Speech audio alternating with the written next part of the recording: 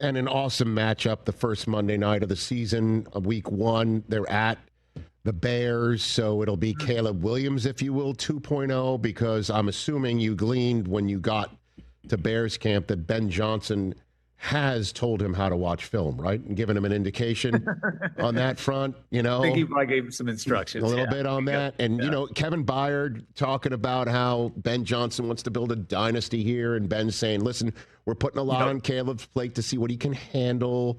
Well, what was your takeaway from Ben Johnson going there? Because it does appear to be, in Bears fans' eyes, just add Ben, add an offensive-minded coach who's attached to the hip of Caleb Williams, and then watch him soar. Yeah, I'd say two things. Number one, I think the basis for a good team is there. I really like what they did in the offensive line. The skill guys are there. I think matching Colston Loveland with Cole Kmet, I think that's a really good thing to do conceptually. You know, with Roma Dunze and DJ Moore, of course, on the outside. I think the defense with Dennis Allen there is going to be a lot better. I think Caleb's got a ways to go. It did not look good the day I was there. And, you know, when I talk to people there about why it looked that way, is they're trying to make Caleb drink through a fire hose. Developmentally, he had a long way to go coming out of USC. Then he had the really sideways rookie year.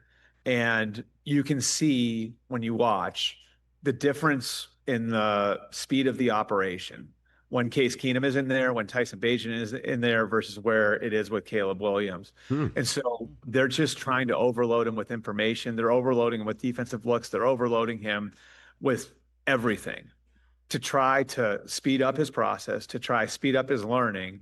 And the plan is from here then to start to narrow that down, right? So you're starting with this huge kind of menu of things that you're trying to do with him, and seeing what he can handle and trying to speed him up. And then as they get closer to the season, they'll narrow it back down. So I think again, it just didn't look great the day I was there. I think there's a method to what Ben Johnson is doing. I would trust him with a quarterback, but you could see developmentally where it was almost like, you know, I don't know if this is the right analogy, but like, you know, you've got this, you know, you got it's like you've got like this thoroughbred horse and you're breaking the horse, right? Like you're trying to get him to do exactly what you need him to do.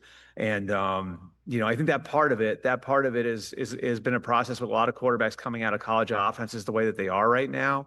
And it's just something that Caleb's going to kind of have to fight through. And I think, you know, in the end, I think it'll work, but it didn't look good the day I was there. Yeah, I mean, Ben Johnson did admit that, you know, hey, he's playing slower than he can because we're throwing the kitchen sink at him. He basically said it, you know? Yeah. So you saw it, is what you're saying. And that's what they're trying to do. I mean, like, and again, like that can be hard. You know what I mean? That can be really hard. Right. And it's like, and that's why, like, I hate it, Rich, for these players. I can't stand it for these players when, you know, like they put up a single clip on Twitter and say a guy's awful or a guy's going to be a superstar. You know, I mean, in most cases, you have no idea if you're just looking at that clip, what the coaches are trying to accomplish, you know? And so I think that part of it, like, I'm really interested to see where that goes. You know what I mean? Because I think there's this gathering of information they're doing and dispensing of information they're doing right now.